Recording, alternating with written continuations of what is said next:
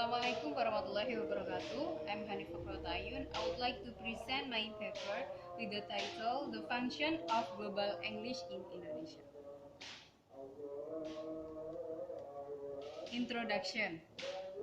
The use of English in Indonesia has developed in the context of the post-colonial educational competency building and more recently the need to support development, in particular its roles in state education. However, attitude of some policy makers and commentators towards the language have often been ambivalent, expressing fears of its power to exert negative cultural influences.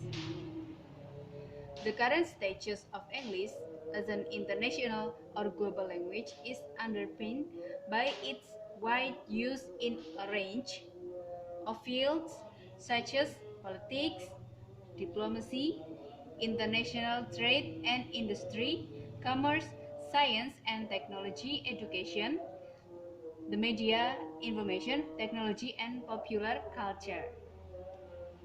Language policy in Indonesia has to contend with a highly multicultural and multilingual society.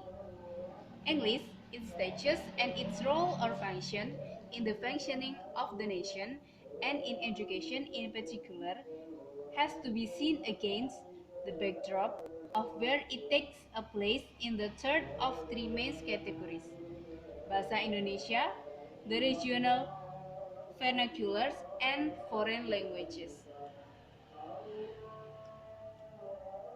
The problem statement. The first is, what role or functions is English expected to play in Indonesia today?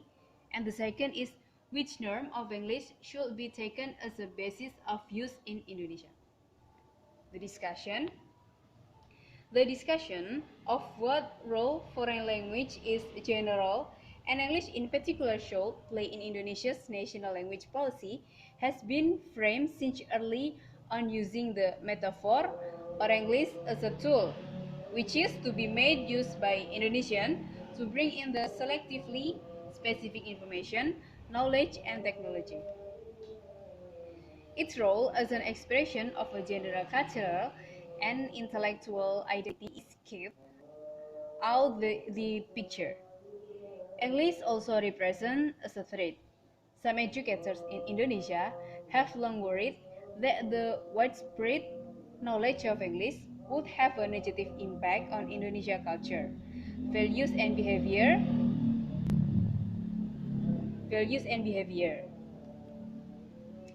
Non-developing varieties, such as Malaysian and Singapore English, may have practical or utilitarian value, but do not show the sign yet of the prestige from them to be adopted as the models for Indonesia. This leaves Indonesian policy makers with something or a dilemma because there is likely to be some resistance to adopting a local norm developing variety such as Singapore English, but problems remain with basing teaching solely on the inner circle varieties such as British or American English. It has been suggested that eventually Indonesia may develop its own standardizing variety of English. However, it is probably not realistic at the present to claim the existence of an Indonesia variety of English in the same way that the countries of the outer circle like Nigeria, India, or Singapore. The need for English as a language of international communication exists in complementary distribution to that of Indonesian as a language of national unity.